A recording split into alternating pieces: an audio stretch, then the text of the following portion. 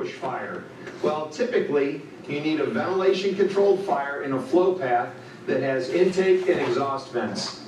Then you need a pressure source to create the push. In addition, you need an area on the low pressure side that has oxygen available for combustion. If you do not have these conditions, you cannot push fire. The pressure source could be from the wind, a fan, a fog stream, or a solid stream on a hand line that's being whipped around. If you review our research studies, we've conducted studies with each of these sources of pressure, and you'll see that even a small increase in pressure can drive hot fire gases through a space at speeds ranging from 6 miles an hour to greater than 20 miles per hour. There are situations where firefighters may want to use this push to their advantage when fighting a fire. Working with ISFSI and the Spartanburg Fire Department, we set up some tests to demonstrate pushing fire and also to show how it is important to choose your hose stream wisely and use it effectively for times when you want to avoid the push, the buildup of pressure. This video shows a post-flashover room fire in the rear of the structure. The rear room window is serving as both an intake and an exhaust vent for the fire room. The middle room is connected to the fire room by an open doorway. The middle room is also serving as an exhaust-only vent because the windowsill height is above the neutral plane. Note that the exhaust gases have enough heat and fuel to burn, but they don't mix with enough oxygen to burn until they are above the eave line. The fog stream is going to minimize the water entering the fire room, maximize the air entering the fire room, and provide the air pressure needed to push. Let's look at another experiment. Here we have two rooms on the second floor of a house. Both rooms are similar in size and had similar fuel loads, consisting of a wood bed frame, mattress, box spring, wood dresser, and pallets. The interior finish of the rooms in the connecting hallway at the top of the stairs consisted of wood paneling and oriented strand board on the walls, gypsum board and OSB on the ceiling, and wood flooring. The open doorways from each bedroom are opposite each other at the top of the stair. The doorway to the exterior at the bottom of the stairway is open. The cameras are located in this doorway looking up the stair. This door will serve as an air intake for the fire upstairs. The upstairs windows are the only point of exhaust initially in the fire, as the smoke building in the hallway does not have enough pressure to push all the way down the stairs against the intake flow of the air. The beds in both rooms were ignited at the same time and the fires began to develop. When both rooms had reached the fully developed fire stage, based on the available ventilation, gas temperatures near the ceiling were in excess of 1,000 degrees Fahrenheit, and the command to initiate water flow was issued. On the right-hand window, 150 gallon per minute straight stream was flowed. The straight stream was deflected off the ceiling to cool the gases in the room. The straight stream was then applied with minimal movement. This stream choice and nozzle handling technique maximized the amount of water entering the fire compartment, minimized the entrainment of air due to the hose stream, and kept the vent area of the window as open as possible to maintain the window as a low pressure exhaust vent. This allows combustion products and steam out of the window even though the line is flowing. The result? Little to no impact on the fire in the hallway at the top of the stairs, and a temperature decrease from the peak temperature at the ceiling in the right room from approximately 1,000 degrees Fahrenheit down to 300 degrees Fahrenheit. Next, a 150 gallon per minute fog stream, wide enough to cover the window, was flowed over the left-hand window on the second floor. The idea was to cover the vent, which minimized the amount of water that entered the fire compartment and increased the amount of air that was entrained into the fire compartment, and increase the pressure at the window vent, thereby blocking the vent. Initially, this caused a surge of heated gases and smoke to be pushed down the stairs, as well as an increase in temperature in the fire compartment. As the fog nozzle was moved forward, more water began to enter the compartment and the temperature began to decrease. The fog stream created a higher pressure area at the window, effectively turning the exhaust vent into an intake. This added extra air for combustion, and it was an ineffective amount of water. In other words, not enough to cool the fire compartment, and therefore it converted to steam. This combination increased the pressure in the fire room and caused a quick burst of heat and flame to push down the stairs. When the fog stream was narrowed and moved forward, more water entered the fire compartment, the pressure at the window reduced, cooling the fire reduced the pressure created by the fire itself and caused some of the fire gases to contract. As a result, the high pressure push stopped. So we've shown that you can push fire with a hose stream if the air from the stream creates a higher pressure area and the lower pressure area has oxygen available for combustion. However, we can also see that this can be prevented by the use of a solid or straight stream with limited movement if you're attacking from the exhaust side. If you're working in the interior and attacking toward the exhaust, you may want to use air pressure to your advantage to force heat away from your position and out another exhaust vent. Basically, it's all a battle of the pressures, pushing fire. When fuel gases hot enough to burn are displaced from an oxygen-limited compartment to a space with oxygen that mixes with the hot fuel gases and results in combustion. Please. How do you feel about that? It's a bit slow. Lot of information there. What was the grasp? What do you feel he was advocating as the best method? The narrow jet, yeah. So I'm going to give you a bit of sort of background research on, or try and simplify a little bit of the information he's given me. So what he had was two windows, obviously, with lit, similar, they were both lit at the same time, but just due to the dynamics of the compartment, obviously the one on the left seemed like it had more flammable combustion than the other one, but really the temperature is much the same. So that wasn't like camera trickery in any way, shape or form. But what happened basically, so they applied, this picture somewhere you've got on there, you've got the scenario that's not so good. So on your maps you can see that you've got the graph that shows when it's applied incorrectly how you can push the fire. So did you understand that he said that if you have got an area of low pressure that's not got oxygen, and that you don't create an area of high pressure at the front, then you can't push fire. So what they're saying is a safe method, you can apply water externally without creating that scenario, even with an opening at the back.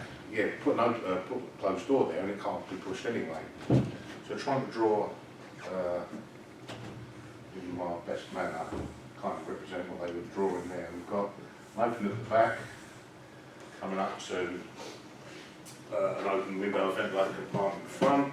We've got a fire in the middle of the room. It's going quite well. Pleased with that fire, it's the best fire I've ever drawn.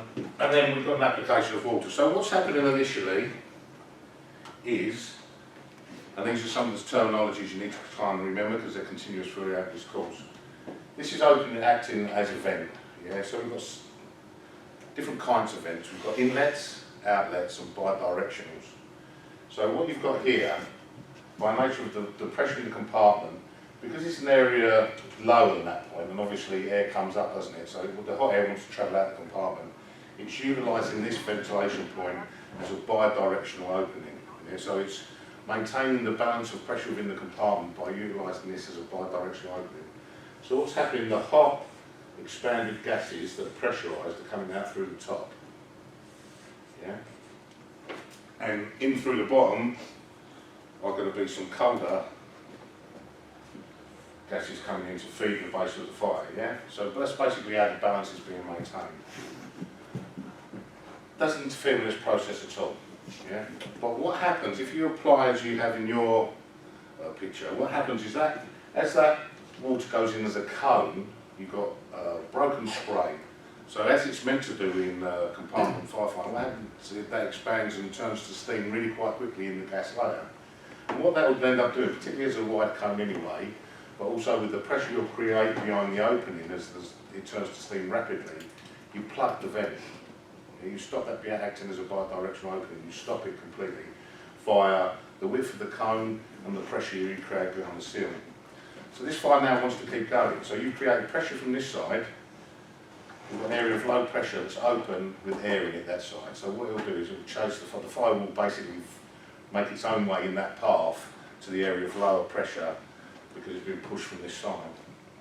If you put the jet in the correct manner, like I advocated, through the centre of the seal as much as you can make it, into an area above the fire, the idea is it breaks up into its droplets there and promotes cooling, reducing the pressure within the compartment, but doesn't interfere with the ventilation profile, which allows the pressure still to be maintained. Even though it's coming out of some of it will be steam, the pressure is reducing within the compartment as well, the heat is going down in the compartment, and this is still maintaining the profile it had before. Does that make sense? Does that kind of grasp it? Does it make it any easier to get your head around? So put it in a single core, you can't push the fire. Okay, it's only if you do it incorrectly, if you put it in as a spray and create this pressure, then you're going to encourage it to push that way. The other best way to stop pushing the fire is kind of put a door there, and then you can kind of put what you like in through the front. This is all important about when you first turn up, you can make some educated, intelligent, understanding guesses, if you like, of what's going on inside the compartment. But it's best to put it in a safe method where it won't be so. If you were slightly off with your reading, so say you thought the door was closed, but it wasn't, if you put it in this method, it's still going to be a safe outcome. If you go for the cone, then the opportunity is that if you thought there was a door there and there's not, there's the opportunity to put the fire somewhere else, onto a casualty, etc., or onto crews that might be coming up. So much that they're assured that this is a method, what they're implying, and I'm not saying that you need to put this into practice, but you could actually put your BA crew into this point as long as they stay lower than the ventilation point and still have the water in there, and then get them to just stop the jet off just before they go into the same level and into the compartment. For me, I would say I'm going to take my DRA and my safe systems of work a little bit more and probably not commit my crew until I've knocked that jet off. But certainly with the door closed, you could commit them up to the other side of the door before you knock it off. All it's going to do is give them a coup the compartment to go into when they do finally make entrance into the compartment. Viable concept? Something you would consider doing? Do you think? Does anyone do that already? Does anyone, you know, because we're all from years ago. the way we used to do years ago. I mean, what we had sort of changed that idea. I mean, I do remember an incident we had on Lowres, funny enough, where that did happen. We did push the fire to a crew coming in the other way. Well, not me personally, I was on the branch, but because the knowledge wasn't there, we just put water in to try and cool it. Crew coming from the other side, and then got very hot, very steamy. There wasn't any sort of outcome or through injury, but I think there was a few circumstances like that where it was a thought process of let's cool the fire, but then obviously a few outcomes where people did either get hurt or there was a negative outcome. So it's tended to sort of lose favour, if you like, and then gas cooling come along and the vote become all about making internal attack as a safer method. Now we're sort of advocating with the full knowledge that you can actually make even the internal attack a safer environment if you apply externally in a safe way. This is definitely what the brigade and the authorities and the guys that are involved in bringing this forward are looking for you to do in the future. They're trying to upscale. I know that we've had this conversation quite a few times. Obviously the people that need to know, they're trying to inform as soon as possible, i.e. when you get people come up, a station manager or whatever who may not have been aware of this, they're trying to make all those people aware that this is now a method that we're encouraging, or certainly the brigade are encouraging people to consider using. So is that why you've got incidents, aren't you, of people smashing windows and putting the jet through them? It's hard for me to suggest. Here, we certainly, I'm not saying the brigade are advocating this way. It's a thought process that you could consider. We're not promoting smashing windows and putting jets in. Because then you've got an under-controlled vent, haven't you? You've got an uncontrolled vent. For me, it's more about if it's already ventilated. If it's self-ventilated and you turn up, you've got a ventilated compartment, then it's a consideration of putting an external attack. It's another leap of faith, and I think a lot more DRA and a lot more understanding needs to go into it to start considering, well, I'm actually make the ventilation point myself by smashing the window, because as you say, it's uncontrolled, and if you've got it wrong, if your reading is wrong, you can't re-establish it, and that's the problem. If the window's already gone through and you have a committee, at the initial check, you can almost put that room out before someone goes in anyway. Well, we're going to have a look, you know, and you're spot on, Sean, yeah, absolutely, and you're quite right. And we're going to show another video. This is an operational incident where this was practiced. Now, the person who applies the jet in the first place gets it slightly off. And I'll let you tell me why they get it slightly off. but doesn't have the negative outcome. I'd like you to pick up, if you would, on why this person doesn't push the fire as such.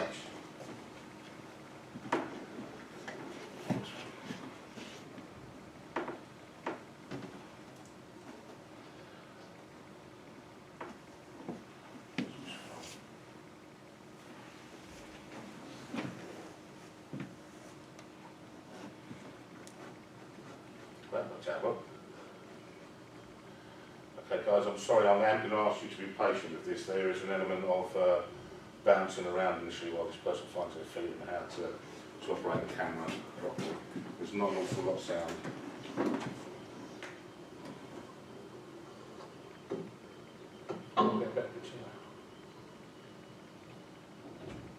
That one. There, isn't it? Okay, so just what I discussed just now, what kind of ventilation do you think you've got there?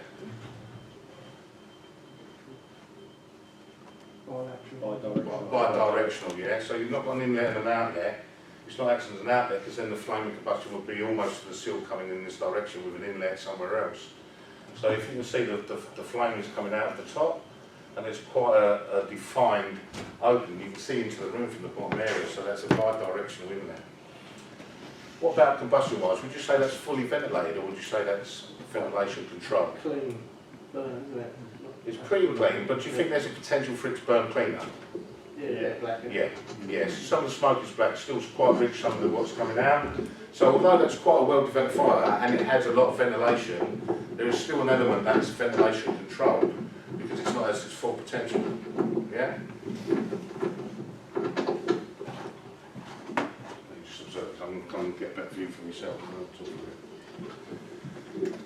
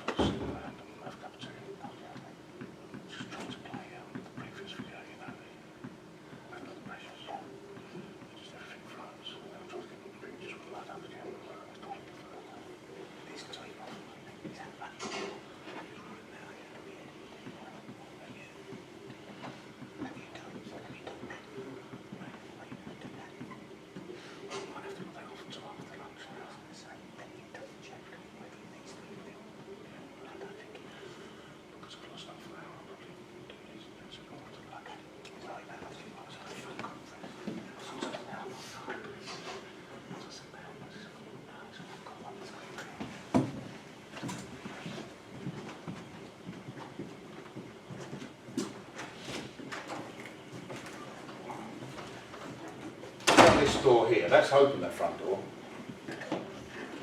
What do you think it's demonstrating? What kind of smoke have you got in there, that opening?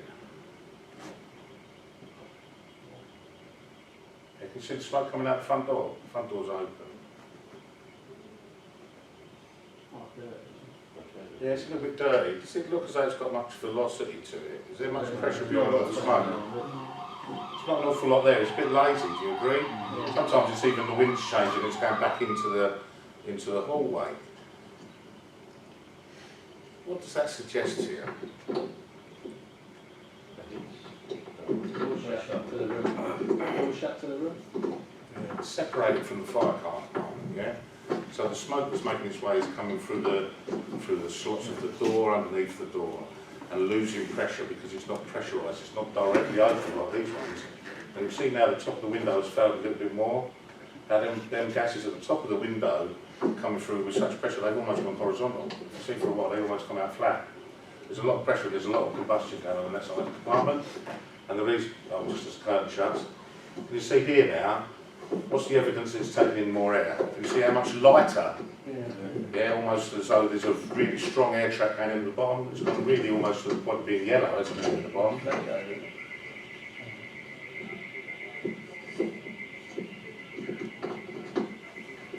I'm sorry, I think they must have filmed whilst on one of them exercise bouncy bomb things. Over here, you see there's still the potential of a little bit more development. Yeah, we're on the sides about to fail, I think. What about upstairs? Window open or closed? What do you think's going on there? Yeah. Even as trainers, we're sort of there's a bit of contention over whether the window's open. There's not a slit in the door, so sorry, a slot like there is in the one above. So it might suggest the window's open. You can see a slot. Yeah, you can.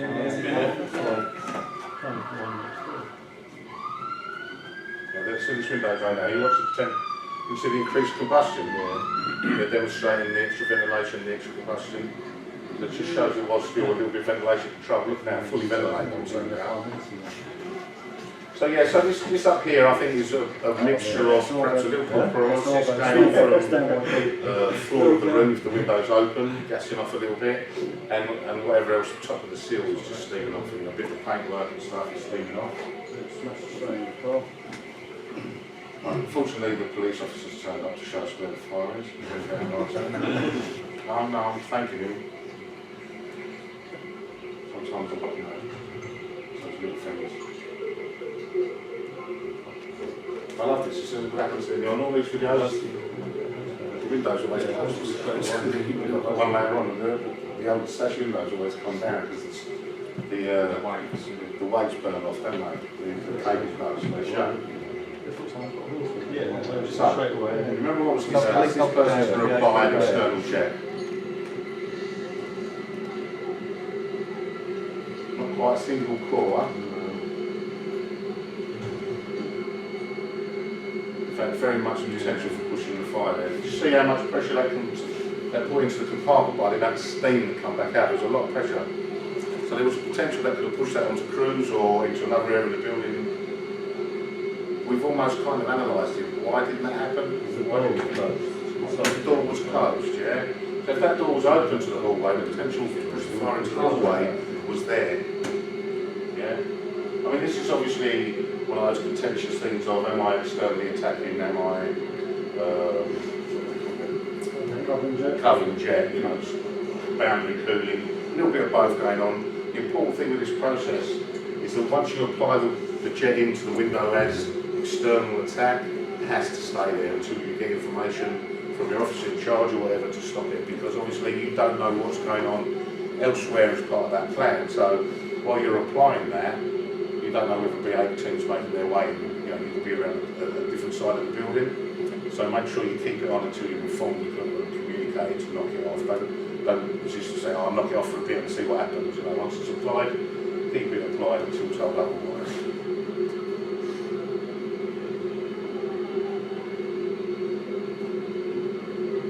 Now looking at that fire, even though it wasn't applied correctly at the start, good knockdown? It'll be a lot of unhappy BA crews, but would you prefer to go into that or what we had when they first turned up? And then sort of be a while to get the wall wrong as well, isn't it? Yeah, let's be honest, it did. One of them get real straight away and then... The real, your modern hose reels as well are quite capable of supplying a single core jet up to a certain amount, yeah, so as long as it's applied in the right direction. So I like to take, we've got a couple of guys who've not done so long in the room, I like to apply everything back to where we all do our training, where they might have an advantage. For this scenario, what's one of the most important things you need to do before applying that jet? We always encourage it here, but I know full well, me as an older hand, waves attack, like, no, I'm talking about one of the most important things you're going to need to do with that jet before you apply it to the window. Testing, yeah? The same as we encourage you to do in training. I'm amazed and everything, what do we do that for? But yeah, make sure you've got it aimed at the floor when you first open it up to make sure you've got a single core, knock it off before you apply it into the window. Because even a short period of time with it in the wrong setting could promote that push of the fire. So that's going to be a really important part that we deliver training right from the very first days, maintaining and practicing.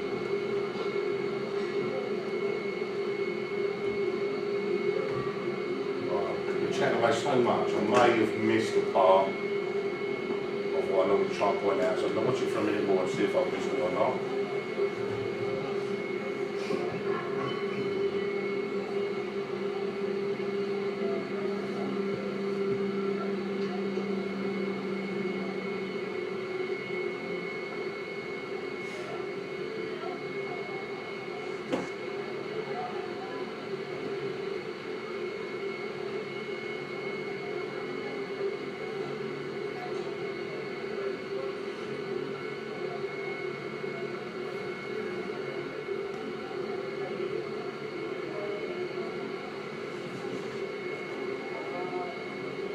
obviously missed it. There's a point earlier on where the steam comes out this working window as it is now. It comes all the way down to the sill for about 2 or 3 seconds coming out of that opening. What do you think that showed? Sort of opening the door, yeah. So what happened is when there's still a little bit of pressure in the compartment, when the door to the compartment is opened, it turns from a bi-directional opening into an inlet and an outlet. And the inlet will generally be lower down.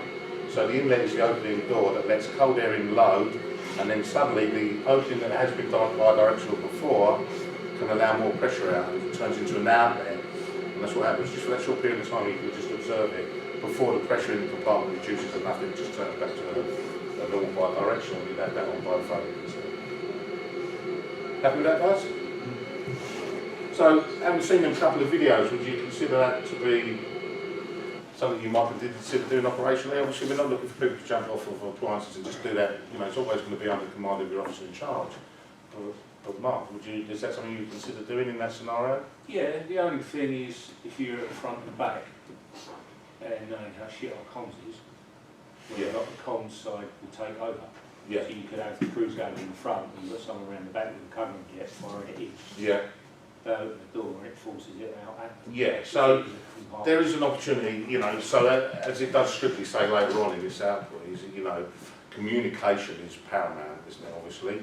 But still to an element, I mean, ideally you would never commit your crews, obviously, on the opposite side of the jet. But again, still as a single core, applied in the right way, right up until the point where they're going to enter them, you can have that jet going. It's not going to, if it's applied in the right way, yeah, there's going to be some pressure, there's going to be some steam in the compartment, but the fire won't push towards the opening if it's applied as a single core jet, and that's the most important message to get across, is how it's applied.